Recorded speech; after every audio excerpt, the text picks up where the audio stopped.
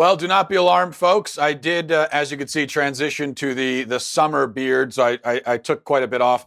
And whenever when you have a beard and you make a beard change, people always feel entitled to give their opinions and to tell you that they liked it better before or whatever. Well, let me just say, I have beard autonomy. Okay, my beard, my choice, and you can't make decisions with my beard, and I believe that strongly. Although there are times when someone likes the change of beard, and that's offensive too. So like, I cut this down this morning, and then I came out of the bathroom to show my wife, and I said, "Hey, it's a lot shorter. What do you think?" Kind of shocking, right? And she said, "No, I think it's great. I like it a lot. It's good." And I said, "Oh, so you didn't like the beard before, is what you're saying? You thought I was ugly before, is what you mean? You hated my beard before, just like you hate me." And then I ran back into the bathroom and wept into a pile of beard clippings. Kind of a weird way to start the day, but I start every day by weeping in the bathroom, actually. All right, let's a lot of interesting topics to talk about today. But before we do that, I want to tell you about Dynatrap Indoor Fly Light. It's summertime, and the only thing more annoying than people judging your beard is when you have insects in the home, flies and that sort of thing, invading your home. And who knows where those flies were last? You see them sitting on your sandwich or your hamburger. Who knows? They could have been feasting on a dirty diaper right before that. So think about that next time you see a fly. We would like to thank our sponsors then over at Dynatrap. Dynatrap is the leading manufacturer of outdoor mosquito and insect traps. And now they've come up with a solution for indoor pests as well, the Dynatrap Fly Light. The Dynatrap Fly Light works day and night to attract and trap flies, fruit flies, mosquitoes, other pesky insects. And I've got to tell you something, it really, really works. I can tell you from experience. I've got one plugged in right over there. You can't see it. We've got them plugged in all around the house, and we don't have any bug problems. It's a lot better than the sticky fly paper strips that you hang, and then the flies get stuck on it, and it's dangling there, and then you walk into it, it gets wrapped around your mouth, and there's flies going into your mouth. You suffocate and die. That kind of thing happens every day in America. Avoid those tragedies with Dynatrap Fly Light. Looks like a subtle little night light that you plug in, and it works wonders. If you want to get yours now, which you do, go to Dynatrap.com, Dynatrap.com, enter the promo code Walsh, and receive 15% off any of their products. Dynatrap, the silent, simple, safe solution to household insect control. All right, let's begin with a story that you would never expect to see in the New York Times, but indeed it was in the New York Times. The headline is, this is what it said: "It turns out that the happiest of all wives in America are religious conservatives."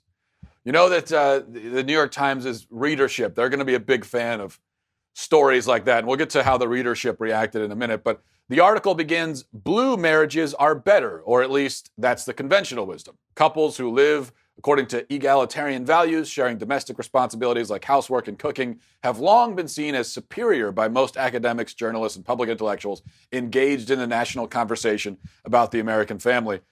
Well, there's your problem right there, first of all, that we've got intellectuals, public intellectuals, journalists, and academics who are apparently leading the conversation about the American family. Well, I don't really trust what any of them have to say on the subject of what makes the healthiest family. I don't trust them on a lot of things, but especially on that subject. So it's no surprise that they were wrong. The whole problem with this equal marriage idea, the egalitarian marriage, is that the problem is not, let's be clear what the problem isn't. The problem isn't that spouses are sharing household duties. Of course, spouses should share household duties. I cook, I clean, I do all that stuff. I'm not a baby. I'm going to contribute to the house. Clearly, everybody in the house should be contributing. Kids too, right? Husband, wife, kids. So that's great. But the egalitarian approach is generally, the way it works is it ends up being a 50-50 thing. Kind of a splitting Solomon's baby situation where I'll do 50, you do 50. If I ever have to do 52 and you're doing 48, that is a travesty and an injustice. And so then there's always this bean counting going on that has to be exactly equal all the time, where I go this far, you go that far, neither of us have to go further than the other person goes. And that approach doesn't work. And it doesn't work because it's selfish and therefore it's not sacrificial. And in a marriage, the thing that makes a marriage tick and work, and the thing that's going to make a happy marriage, is when you have sacrificial service, when you are sacrificially serving your spouse, which means that you're not always keeping track to make sure that they're doing equal to you. And there are going to be times when you do 52% and they do 48%. There are going to be times when you do 80% and they do 20%. There are going to be aspects of running the family and the house where you're doing almost everything and your spouse is doing almost nothing in that area. And then there are going to be other areas where your spouse is doing almost everything and you're doing almost nothing. It's not equal. So you're not focused on equality. You're just focused on serving the house, serving the family, and doing what needs to be done. I think that's the only way to have a healthy marriage. Like in my family, we're a single income family. So I earn the income. And as far as earning income goes, I do basically 100% of that. But my wife, when I'm gone, she's doing basically 100% of the parenting for that period of time. So but we also can't say, I can't really say actually that I'm earning 100% of the income, because I couldn't do this if my wife wasn't doing what she's doing. And she couldn't do what she's doing if I'm not doing this. And so I think that's the way that it works. The other problem with the equal marriage thing, and I'll get back to the article in a second, because it'll take forever to get through this if I pontificate for 30 minutes about each sentence that I read. One other thing, though, the problem with the equal marriage fundamentally is that marriages are not equal and cannot be equal because husbands and wives are not equal. And they're not equal because they're different. I'm not saying that one is superior to the other. That's not the point. Non-equality is not always about inferiority and superiority. Sometimes it just means that two things aren't the same. Equal means the same. Non-equal, therefore, means not the same. If you were to ask me, are trees and flowers equal? I would say, well, that's a really stupid, weird, non sequitur question. No, they're not equal. And then if you said, well, you're saying trees are better than flowers? No, what does that even mean, better? I don't know, what does that mean? No, they're just different. I like them both. They're both great. I like having them both in my yard. They both serve a purpose. It's just they're not the same is all. And it's the same with husbands and wives. They're not the same, so they're not equal. But it doesn't mean that one is better than the other. All right. Going back to the article, it turns out the happiest of all wives in America are religious conservatives, followed by their religious progressive counterparts. Fully 73% of wives who hold conservative gender values and attend religious services regularly with their husbands have high-quality marriages. When it comes to relationship quality, there is a J curve in women's marital happiness, with women on the left and right enjoying higher quality marriages than those in the middle, but especially wives on the right. When we look just at women's political ideology using the General Social Survey, another nationally representative survey of American adults, we see a similar curve in marital happiness for American wives. It turns out the bluest and reddest wives are most likely to report that they are very happy in their marriages. To be sure, the General Social Survey curve is closer to a U curve, as the level of marital happiness for the group of extreme liberals and the group of extreme conservatives and conservatives is essentially the same. Together, these two groups account for about 1/3 of American wives. All right. The point is, what they're saying is that the people on the so-called extreme ends of the spectrum are the happiest, while people in the middle are less happy.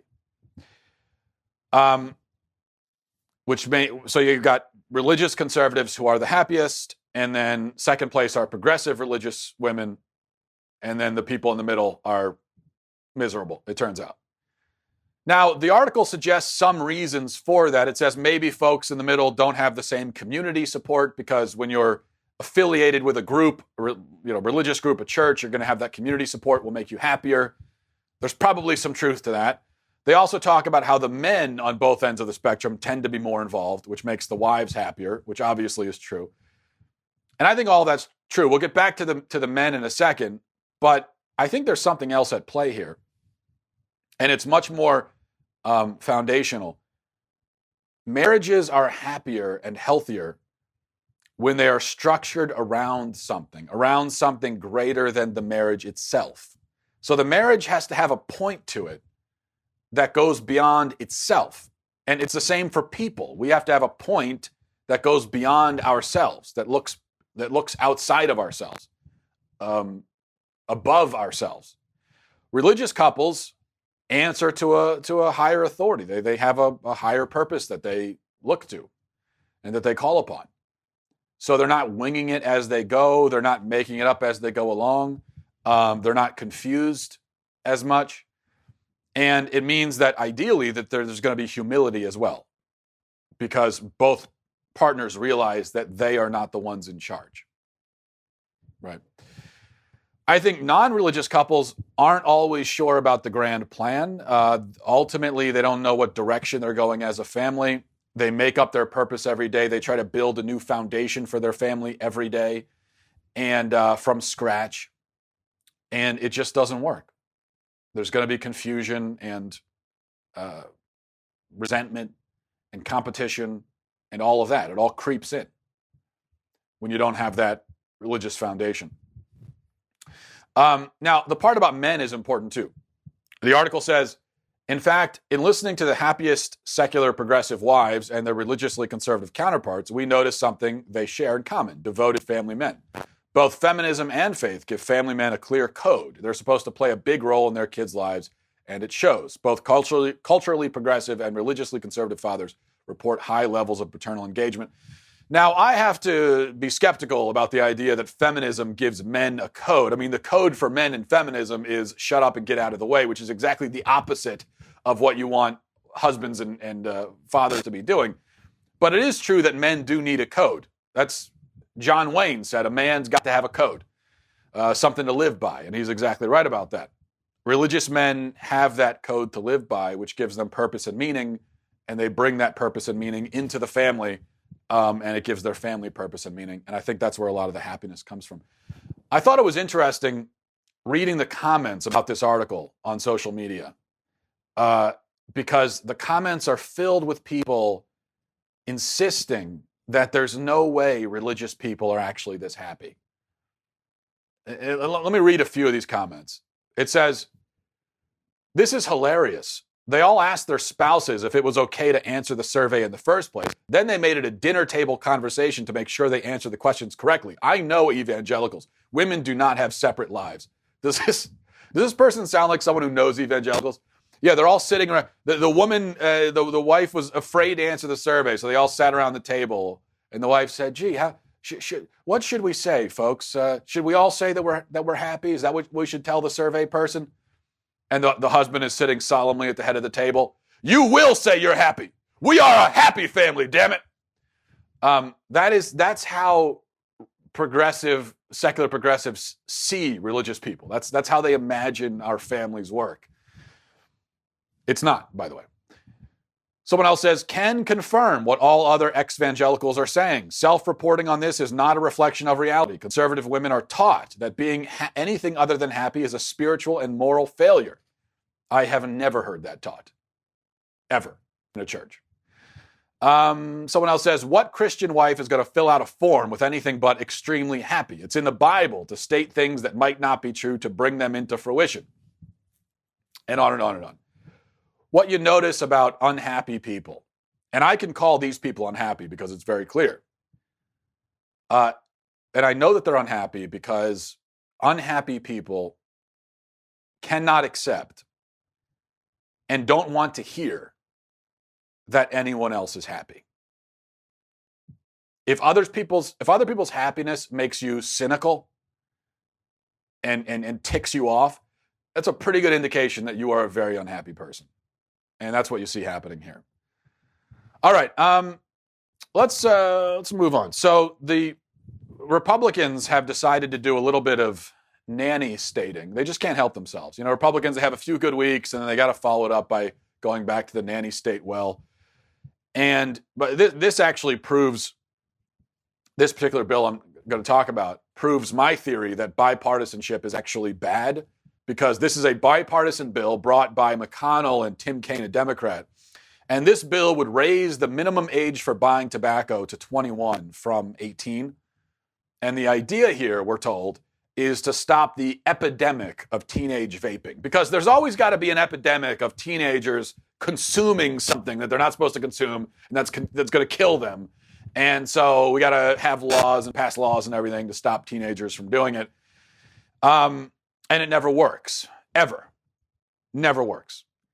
So let's get into this a little bit. Raising the tobacco age to 21. Okay, so first of all, at 18, you are a legal adult. Okay, your parents are no longer responsible for you. They can kick you out of the house. They can kick you to the curb. And it's not child endangerment anymore because you're not a child. You can go overseas and die in combat. You can be executed. You can earn a life sentence. You can vote. You are an adult and treated like an adult by the law in every way, except you can't buy a beer. And now they want to say you can't buy tobacco products either. And that's absurd. It's simply absurd. If a person is old enough to fight and die for their country, they are old enough to buy a beer, period. I think that's a pretty straightforward and logical equation.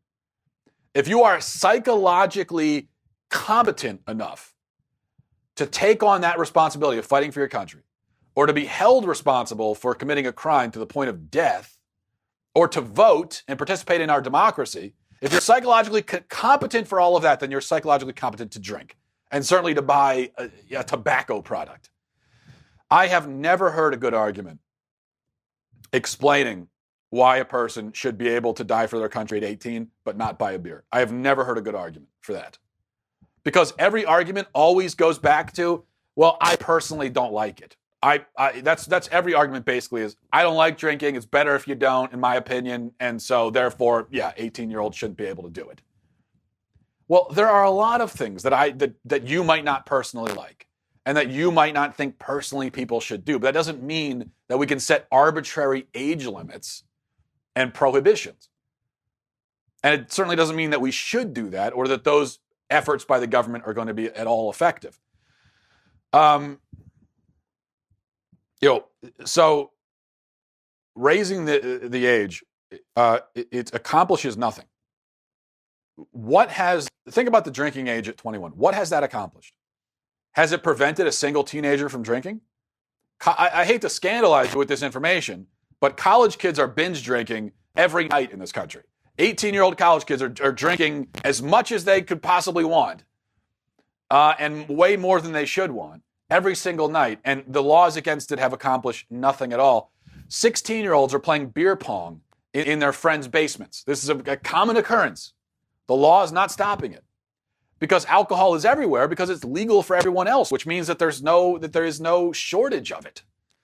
And even if you did make it illegal for everyone else, there still wouldn't be a shortage of it, as prohibition conclusively showed us.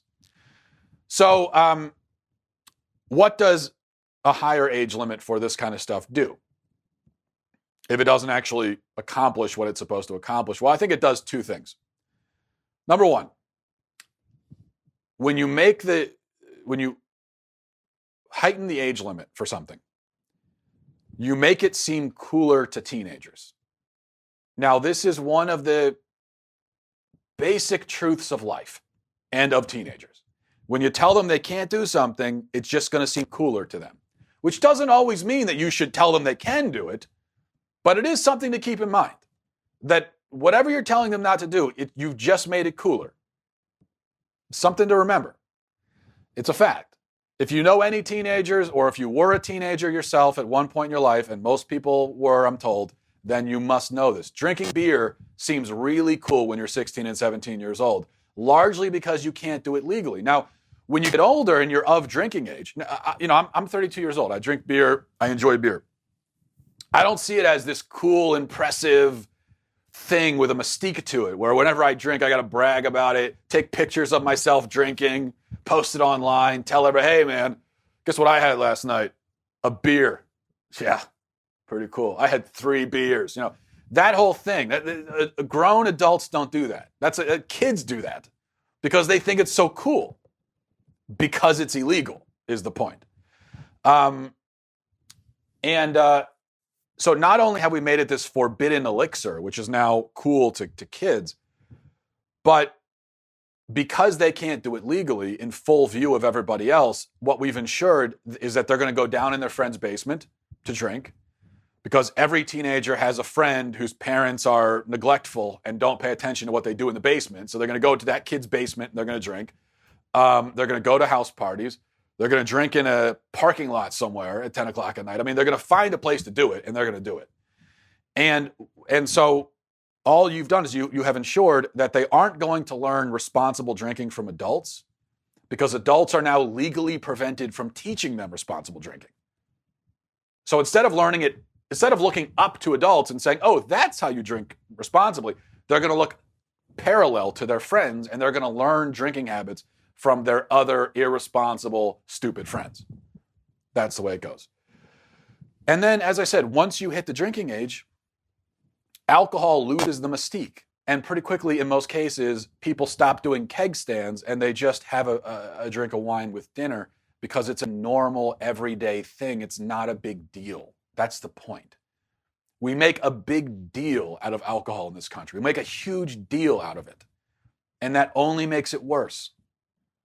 Whereas I think you'll find in some countries where they don't make a big deal out of it, and where kids are, drinking wine with dinner at the age of 13, again, not every case, but in many cases, you're not going to have all this binge drinking because it's normal to them. So that's what the drinking age does. Makes alcohol seem cooler, ensures that kids are not going to learn responsible drinking. And I think a similar thing will happen with tobacco. Do you realize how cool you'll make vaping seem to 18-year-olds if you tell them they can't do it? They already think it's cool. I don't. Personally, if you're going to have tobacco, I think a cigar is the way to go. But I guess I'm not going to be doing any anti-tobacco PSAs anytime soon with that message. Hey kids, try cigars instead. No, but kids already like it. So if now you go and say, oh, you're not allowed to do that till you're 21, it's illegal now. You'll get a citation if we catch you vaping. All you've done is you've ratcheted up the vaping cool points by like 50. It's completely stupid. All right. Before we get to emails, Sally Goldenberg is a reporter, City Hall bureau chief at Politico New York. She's been traveling through Iowa, apparently, venturing outside the safe confines of the concrete jungle.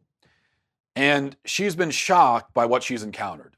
And she wrote this over the weekend. She said, observations from Iowa. It is very flat. Driving is monotonous. There is more unbuilt land in one block than New York has in an entire borough. Dirt roads are terrifying. No one carries almond milk. And caucus goers are extremely well informed. So at least she put one positive in there. I could do something similar for New York. I could say observations from New York. It's crowded. It smells weird. Driving is impossible. There are more billboards in a city block than Iowa has in the entire state. Homeless people pee on the sidewalk. People drink almond milk for some reason. You can walk 27 miles and never see a tree. The gas stations don't sell live bait. Much more horrifying experience in my opinion. And Sally is getting a lot of flack for this, and rightly so, because it's a problem that the people who are tasked with reporting the news and with keeping us informed, with telling us, what we need to know, don't understand us. That's what we get from this. They literally do not understand us. They only understand life and culture in their urban bubble, because if you're surprised and horrified by dirt roads and a lack of almond milk, then that's a problem. That tells me that you don't understand the country well enough to speak to it. I don't want to get into the culture war thing about urban versus rural, although I did inadvertently get into that, and I'll talk about that in a second. When it comes to the people, I think it's a stupid thing to get into, are there better people in the city or in rural? I've been all around the country. I've lived on the East Coast most of my life. I've spent a lot of time in Baltimore, New York, Washington, Philly, up and down that corridor. And I've lived in the country. I've lived in Kentucky. I've visited probably 30 or so states in the last few years, everywhere from North Dakota to LA to California, Alaska, Ohio, Montana, all around. And people are people everywhere you go, in my experience. There are good people, bad people, nice people, mean people, everywhere you go. But in terms of personal taste, in terms of the environment that you're in, I can't see how anyone would prefer the city over the country. I don't get that. And I made this point in response to Sally Goldenberg. I made the point that out in the country, you have open spaces, grass, trees, wildlife, privacy, quiet. And how could you prefer crowds and concrete to that? And then I wrote that tweet, and I found out this morning that apparently the tweet sparked a backlash, which I do sometimes. I spark backlashes. I don't mean to, but I do. And this one did. I didn't even know it. But this New York news channel, they did a story about my tweet. It's just watch this. This is from a provocative right-wing blogger named Matt Walsh. So maybe it was meant to get this reaction, but here's what he wrote. Yeah, how can anyone actually prefer living in a crowded city over a more rural area with open space, green grass, trees, privacy, and quiet? I mean, do you really need to have 98 stores within walking distance? Is proximity to retail really the most important thing? I don't get it. Walsh often says outlandish things looking for a response, and he got a response from a bunch of New Yorkers, including New York one's Jillian Jorgensen, who said, imagine thinking the only thing an urban lifestyle offers is proximity to retail. I mean, shaking my head at this whole thing. Darla said the opportunities to be exposed to other cultures, lifestyles, religions, and creative hubs, all also within walking distance. Arguably part of the problem of America right now. Robert says, oddly enough, people over the age of 4 understand that not everybody likes exactly the same stuff they do. Hear, hear. Newsworthy stuff there, folks. That is newsworthy material. I don't like cities. Halt the presses, let everybody know I don't like cities. But I stand by it. I stand by it, number one, because I have found out that apparently people in cities are kind of whiny and sensitive, especially New Yorkers. That is the one critique I'll make of the people. Not true of all of them. But I have noticed this about New Yorkers, that if you don't bow down and worship New York and talk about, oh, it's the greatest city in the world, such a wonderful city, oh my gosh, New York, it's wonderful. If you don't do that, they get very offended. They need you to tell them that New York is great. They need to hear that from you. And if you don't say that, God forbid you go to New York and you say, it's all right. That's kind of my feeling about New York. I visited. It's fine. There are a lot of people. There's stuff. There's buildings and there's restaurants. And yeah, it's nice. It's fine. It's okay. I'm happy to leave. I'm happy to be there for a few hours or a couple days, but I'm also happy to leave. And a lot of New Yorkers can't handle that reaction. They don't like it. They need you to love it. A little bit needy, in my opinion. I think people out in the country, a little bit less needy. They definitely don't care. That's one thing I'll say. As far as the people go, if you go out into the country, into rural areas, those people do not care if you like it or if you like them. Yeah, they're friendly people. They're nice people. But your opinion of them and of their lifestyle, they couldn't possibly care less. They're not going to try to convince you. If you say, oh, I don't like it, there are too many cows, it smells like cow poop, they're going to say, well, you're free to go. See you later. But in the responses to what I said, the one thing that jumped out at me is when people are talking about why living in the city is better than living in the country. One thing that kept coming up is convenience and how the city is much more convenient. And I think that's interesting because, yeah, I agree in some respects. Now, traffic is not convenient, but yeah, in a city, depending on where you live, you could walk outside, walk right down the street to the convenience store. You've got everything you want. Depending on where you live, you could have everything you want within a couple of blocks. Whereas if you live out in the country, you might have to drive 20 or 30 minutes to get to a grocery store, God forbid.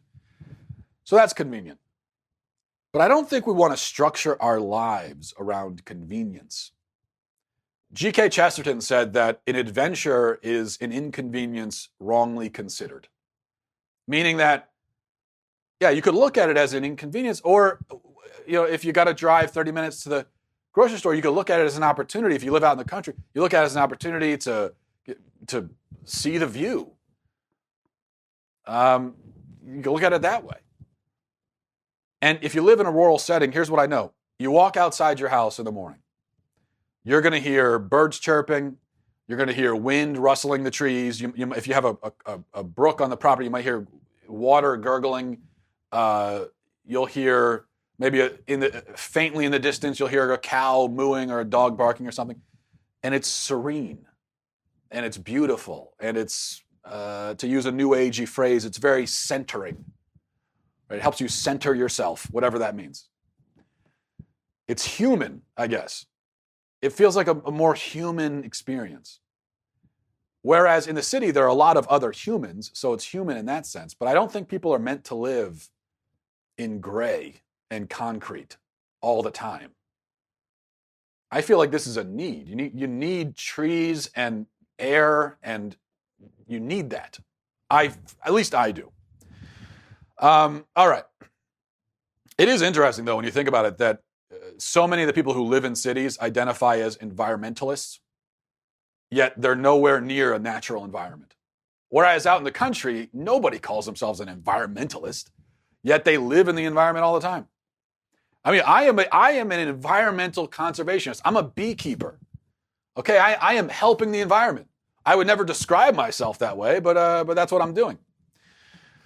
All right. By the way, yesterday was World Bee Day, and none of you jerks wish me a happy World Bee Day, even though you know that I'm a beekeeper. And I'll tell you something, I am not going to forget that. How dare you? All right, this is from Paul, mattwalshshow@gmail.com, mattwalshshow@gmail.com. From Paul says, Mr. Walsh, you poor, poor, wretched creature. I wonder what could possibly have happened in your childhood to make you such a sniveling coward. Did a few girls reject you in high school, you poor baby? I know that stings, right? But reacting to such a blow to your fragile little ego by spewing hatred towards half of the species that knows how unappealing you are will only make matters worse for you. I understand from your stupid little bio that you found a woman who was willing to be with you. That's not what he said. He used a more vulgar phrase. So why are you still so sad and scared and angry? Incidentally, the phrase theocratic fascist is an oxymoron. And if you truly believe in your deluded little noggin that you're somehow carrying the message of Christ, I've got news for you. If this mythical figure were an actual one, he'd have you earmarked for an eternity in hell for being such a baby. F you, please die. Hi, Paul. Thank you very much for that feedback. Valuable as it is. I don't have much to add except this. Perhaps I am as terrible as you say. Maybe that's true. Maybe I'm an awful person. Who knows? But then how does it make you feel that you are over in your corner, stewing over me, thinking about me, hating me, writing to me, describing me to myself, and yet I don't know who you are or care. And I never will know who you are or care. And after this moment right here, this moment, this is your moment to shine. This is the moment I'm speaking to you. But after this moment, I will never think about you ever again as long as I live. And yet, I'm stuck in your head. That's got to sting, doesn't it? Thanks, Paul. All right. From Patrick says, let's see. Hi, Matt. On the show, you were discussing your view on capital punishment. I'm curious what you think of the argument that capital punishment shouldn't be allowed, given that there is, although small, a chance of a wrongful conviction. I do believe there are some horrendous actions one may take that deserve death as punishment, but since our judicial system is not flawless, I'm unsure whether or not the government should be trusted with the power of sentencing people to death. Keep up the good work on the show. I'm a big fan. Thanks, Patrick. Yeah, our justice system is not, you're correct, it is far from flawless. And that is a concern, obviously. It's a big concern. Maybe the number one concern with the death penalty. To put an innocent man to death is unspeakably unjust. And we know that it has happened in America. But I think you can get, you can be really, really, really, really certain that somebody is guilty. Or I should say, back up. You can get really, really, really, really close to certainty that someone is guilty. So you can be very, very close to certainty. You'll never be 100% certain. in the sense that I can't even be 100% certain that this desk exists. I mean, I am very, very, very close to 100% certainty, but I'm like 99.99999%. But there's a chance I'm dreaming. There's a chance I'm hallucinating. There's a chance I'm high on LSD. I've never done LSD, but who knows? I mean, maybe if you did it, you'd forget that you did it. And I don't know how it works. There's a chance that I'm in the Matrix. There's a chance that this is actually a transformer, that'll turn into a giant wooden robot. Who knows? Technically, those are all possibilities. But they are so remote, so slim, that you effectively don't have to consider them. And for all intents and purposes, you're certain. I think you can get close to that with a guilty conviction these days, because you've got DNA evidence, you've got even like video, GPS. I mean, cops can check on your phone, see where you were. They can see you were there, DNA, they got a murder weapon. Now, there are plenty of times people are convicted without all this stuff. But what I'm saying is we can theoretically get very close to near certainty. And then also people will admit. There are plenty of people on death row who have admitted that they did the crime. Now, but here's my point. Is it possible that you could have DNA evidence, video, GPS, a confession, and the person is still innocent? Yes, it's possible, but it's probably about as possible as, the idea that this death doesn't exist because I'm dreaming. It's like in that same realm, which is why the standard is to prove guilt beyond a reasonable doubt, not beyond any doubt. If we have to prove guilt beyond doubt, then we could never convict anyone of anything, because you can never be technically beyond doubt especially about something that someone did that you weren't there to see. And even if you were there to see it, we know that eyewitness testimony is notoriously unreliable. So it's reasonable doubt. If you're beyond reasonable doubt, then I think that's enough to put someone in prison. And if it's enough to put someone in prison, I think it's enough to execute them as well. Because it's certainly almost as bad, it would seem, to put an innocent man in jail for his whole life as it is to execute him. So either way, it's horrific, which is why you want to be beyond a reasonable doubt. Got a few other emails. I think we will save these for tomorrow. MattWalshShow@gmail.com. MattWalshShow@gmail.com. Thanks, everybody, for watching. Thanks for listening. Godspeed. Today on The Ben Shapiro Show, a court targets President Trump over his accountant's records. Plus, Trump moves to stop his former White House counsel from testifying. That's today on The Ben Shapiro Show.